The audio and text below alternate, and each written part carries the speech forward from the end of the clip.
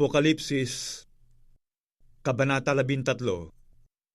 At siya'y tumayo sa buhanginan ng dagat, at nakita ko ang isang hayop na umaahon sa dagat, na may 10 sungay at 7 ulo, at sa kanilang mga sungay ay may 10 diadema, at sa kanyang mga ulo ay mga pangalan ng kapusungan. At ang hayop na aking nakita ay katulad ng isang leopardo, at ang kanyang mga paa ay gaya ng sa oso, at ang kanyang bibig ay gaya ng bibig ng leong. At ibinigay sa kanya ng dragon ang kanyang kapangyarihan, at ang kanyang luklukan, at dakilang kapamahalaan.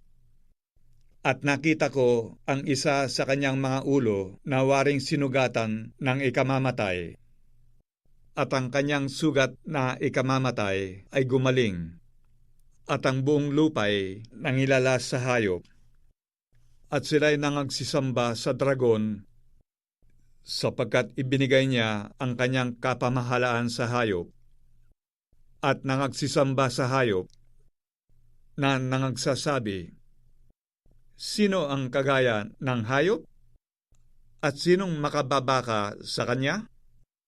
At binigyan siya ng isang bibig na nagsasalita ng malalaking bagay at mga kapusungan.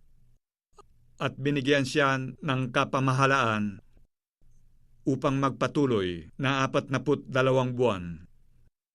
At binuka niya ang kanyang bibig sa mga kapusungan laban sa Diyos, upang pusungin ang kanyang pangalan at ang kanyang tabernakulo, gayon din naman ang mga nananahan sa langit.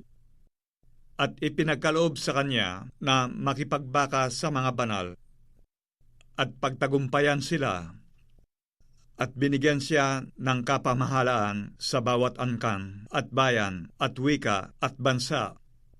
At ang lahat ng nangananahan sa lupa ay magsisamba sa kanya, na ang kani-kanyang pangalan ay hindi nasusulat sa aklat ng buhay ng kordero na pinatay buhat ng itatag ang sanglibutan. Kung ang sinuman ay may pakinig, ay makinig. Kung ang sinuman ay sa pagkabihag, ay sa pagkabihag paroroon siya. Kung ang sinuman ay papatay sa tabak, ay dapat siyang mamatay sa tabak. Narito ang pagtitiyaga at ang pananampalataya ng mga banal. At nakita ko ang ibang hayop na umaahon sa lupa, at may 2 sungay na katulad ng sa isang kordero. At siya'y nagsasalitang gaya ng dragon, at kanyang isinasagawa ang buong kapamahalaan ng unang hayop sa kanyang paningin. At pinasasamba niya ang lupa at ang nangananahan dito sa unang hayop, na gumaling ang sugat na ikamamatay. At siya'y gumagawa ng mga dakilang tanda, na anupat nakapagpapababa ng kahit apoy mula sa langit hanggang sa lupa sa paningin ng mga tao.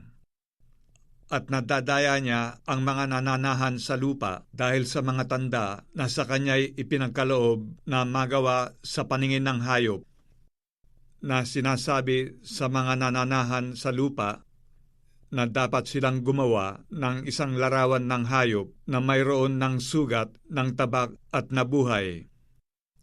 At siya'y pinagkaloobang makapagbigay ng hininga sa larawan ng hayop, upang ang larawan ng hayop ay makapangusap, at maipapatay naman ang lahat ng hindi sumasamba sa larawan ng hayop. At ang lahat, maliliit at malalaki, at mayayaman at mga dukha, at ang mga laya at ang mga alipin ay pinabigyan ng isang tanda sa kanilang kanang kamay o sa noo, at nang huwag makabili o makapagbili ang sinuman, kundi siyang mayroong tanda sa makatwid ay ng pangalan ng hayop o bilang ng kanyang pangalan. Dito'y may karunungan. Ang may pagkaunawa ay bilangin ang bilang ng hayop, sapagkat siyang bilang ng isang tao at ang kanyang bilang ay 666.